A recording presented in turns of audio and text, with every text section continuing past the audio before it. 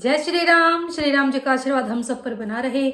आज हम श्री रामचरितमानस में 21वें मास पारायण का भाग 4 पढ़ेंगे। पढ़ने से पहले अपने गुरुदेव के चरणों में नमन करते हैं।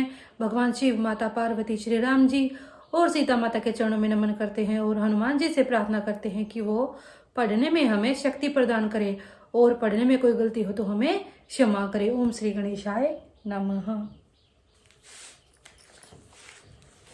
वे सत्य प्रतिज्ञ हैं और वेद की मर्यादा के रक्षक हैं। श्री राम जी का अवतार ही जगत के कल्याण के लिए हुआ है।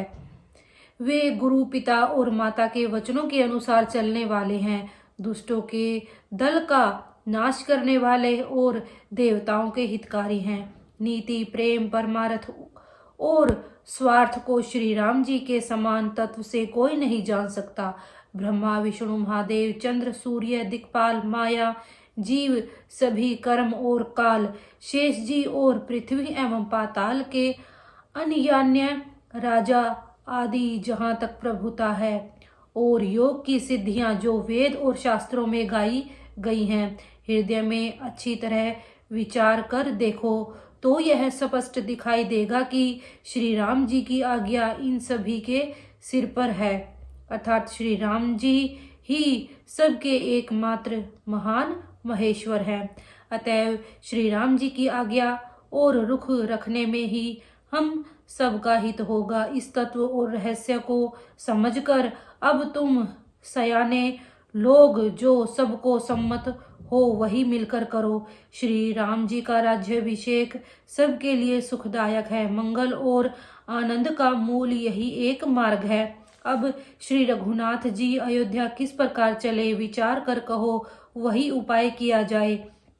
मुनि श्रेष्ठ वशिष्ठ जी की नीति, परमार्थ और स्वार्थ में सनी हुई वाणी सबने आदर पूर्वक सुनी, पर किसी को कोई उत्तर नहीं आता। सब लोग भोले हो गए। तब भरत ने सिर नवाकर हाथ जोड़े और कहा, सूर्य वंश में एक से एक अधिक बड़े बहुत से राजा हो गए। सभी के जन्म के कारण पिता माता होते हैं और शुभ अशुभ कर्मों को विधाता देते हैं। आपकी आशीष ही एक ऐसी है जो दुखों का दमन करके समस्त कल्याणों को सज देती है। यह जगत जानता है। हे स्वामी, आप वही हैं जिन्होंने विधाता की गति को भी रोक दिया। आपने जो टेक दी उसे कौन टाल सकता है। अब आप मुझसे उपाय पूछते हैं, यह सब मेरा अभाग्य है। भरत जी के प्रेममय वचनों को सुनकर गुरु जी के हृदय में प्रेम उमड़ आया। वे बोले, हे तात, बात सत्य है, पर है राम जी की कृपा से ही। राम विमुख को तो स्वप्न में भी सिद्धि नहीं मिलती। हे तात, मैं एक बात कहने में सकुचाता हूँ। बुद्धिमान लोग सर्वस्व जाता देखकर आधे की रक्षा के लिए आधा छोड़ दिया करते हैं। अतः तुम दोनों भाई वन को जाओ और लक्ष्मण, सीता और श्री रामचंद्र को लौटा दिया जाए। ये सुंदर वचन सुनकर दोनों भाई हर्षित हो गए। उनके सारे अंग परमानंद से परिपूर्ण हो गए। उनके मन प्रसन्न हो गए। शरीर में तेज सुशोभित हो गया, मानो राजा दशरथ जी उठे हों और श्री रामचंद्र जी राजा हो गए हों। अन्य लोगों को तो इसमें लाभ अधिक और हानि कम प्रतीत हुई, परंतु रानियों को दुख सुख समान ही थे। अर्थात राम लक्ष्मण वन में रहे या भरत शत्रुघ्न, दो पुत्रों का वियोग तो रहेगा ही। यह समझकर वे सब रोने लगे।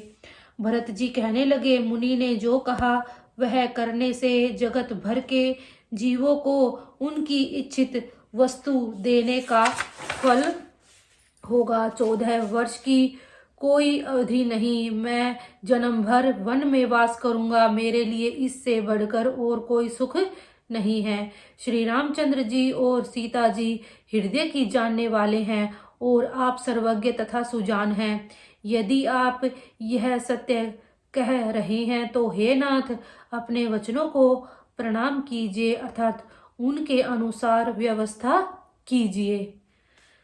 भरत जी के वचन सुनकर और उनका प्रेम देखकर सारी सभा सहित मुनि वशिष्ठ जी विदेह हो गए, अर्थात किसी को अपनी देह की सुध न रही। भरत जी की महान महिमा समुद्र है। मुनि की बुद्धि उसके तट पर अबला स्त्री के समान खड़ी है। वह उस समुद्र के पार जाना चाहती है, जिसके लिए उसने हृदय में उपाय भी ढूंढे, पर उसे पार करने का साधन नाव, जहाज या बेड़ा कुछ भी नहीं पाती। भरत जी की बड़ाई और कौन करेगा। तलैया की सीपी में भी कहीं समुद्र समा सकता है। मुनि वशिष्ठ जी के अंतर आत्मा को भरत जी बहुत प्यारे लगे और वे समाज सहित श्री राम जी के पास आए। प्रभु श्री रामचंद्र जी ने प्रणाम कर उत्तम आसन दिया। सब लोग मुनि की आज्ञा सुनकर बैठ गए। श्रेष्ठ मुनि देश काल और अवसर के अनुसार विचार करके वचन बोले। हे सर्वज्ञ, हे सुजान, हे धर्म, नीति, गुण और ज्ञान के भंडार राम, सुनिए। आप सबके हृदय के भीतर बसते हैं और सबके भले बुरे भाव को जानते हैं। जिसमें पूर्ववासियों का, माताओं का और भरत का हित हो, वही उपाय बतलाइए। दुखी लोग कभी विचार कर नहीं कहते। जुआरी को अपना ही दाव सूझता है। मुनि के वचन सुनकर श्री रघुनाथ जी कहने लगे, हे नाथ, उपाय तो आप ही के हाथ है। आपका रुख रखने में और आपकी आज्ञा को सत्य कहकर प्रसन्नता पूर्वक पालन करने में ही सबका हित है। पहले तो मुझे जो आज्ञा हो, मैं उसी शिक्षा को माथे पर चढ़ाकर करूं। फिर हे गोसाई, आप जिसको जैसा कहेंगे वह सब तरह से सेवा में लग जाएगा, अर्थात आज्ञा पालन करेगा। मुनि वशिष्ठ जी कहने लगे, हे राम, तुमने सच कहा, पर भरत के प्रेम ने विचार को नहीं करने दिया। इसीलिए मैं बार बार कहता हूँ, मेरी बुद्धि भरत की भक्ति के वश हो गई है। मेरी समझ में तो भरत की रुचि रखकर जो कुछ किया जाएगा, शिवजी साक्षी हैं, वह सब शुभ ही होगा। पहले भरत की विनती आदर पूर्वक सुन लीजिए, फिर उस पर विचार कीजिए। तब साधु मत, लोकमत, राजनीति और वेदों का निचोड़ निकाल कर वैसा ही कीजिए। भरत जी पर गुरु जी का स्नेह देखकर श्री रामचंद्र जी के हृदय में विशेष आनंद हुआ।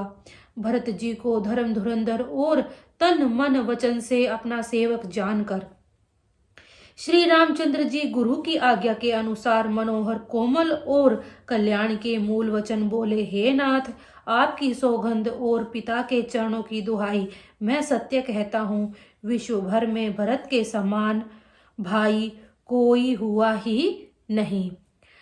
21वां मास पारायण आज हम यहीं तक पढ़ेंगे। आपको वीडियो कैसी लगी कृपया कमेंट बॉक्स में जरूर बताइए। वीडियो को लाइक कीजिए, शेयर कीजिए। अगर आप चैनल पे नए हैं तो चैनल को सब्सक्राइब कीजिए। जय श्री राम।